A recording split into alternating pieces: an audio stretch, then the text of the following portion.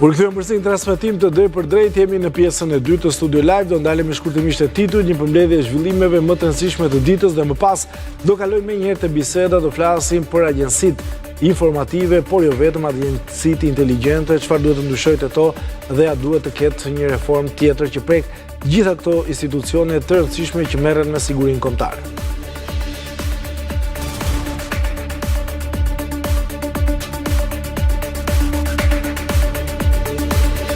Mira besimtar në radhë për homazhe për Papa Franceskun, për ndërimin në Vatikan edhe presidenti Begaj dhe krerët e besimeve fetare. Rama shtyn takimet e fushatës nesër në respekt të zisë kombëtare.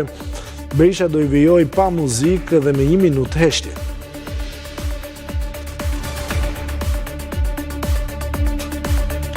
Në turi takimeve në qarkun e Shkodrës, Rama tha se investimet e kanë zhvilluar veriun, synim turistët elitar dhe kthimi i maleve si në Zvicër dhe në Austri.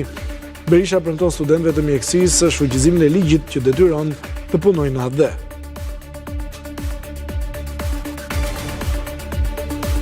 Shënohet incidenti i parë elektoral në fushat. Një zyrtar i bashkisë në Bulqiz denoncoi se u dhunua nga Xhelal Mziu dhe nipi i tij pasi takimit të demokratëve në Ostren.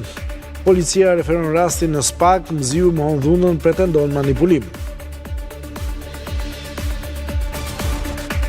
Në Vordën e njësinë 10 në Tiranë, ku më 11 maj do votohet në mënyrë elektronike, ka thuajse 0 shanse të prodhohet vota të pavlefshme. Sistemi nuk lejon të votosh në mënyrë të gabuar. SPAK ankimon në apel vendimin e shkallës së parë që i dërgon hetim për çiftin Xhaçka Gaçi. Sipas prokurorit Olc Dado, nuk ka prova që të lidhin ish-ministren dhe bashortin e saj me tjetërsimin e pronave në Himar.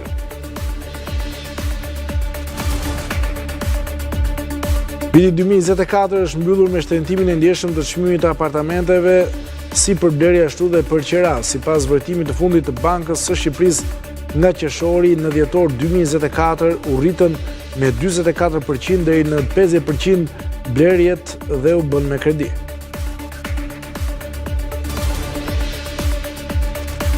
Sezonin që vjen, sistemi i VAR në futbollin shqiptar do të funksionojë nga një qendër e përhershme dedikuar e ndërtuar në shtëpinë e futbollit. Do të monitorojnë 5 ndeshje të Superligës njëkohësisht.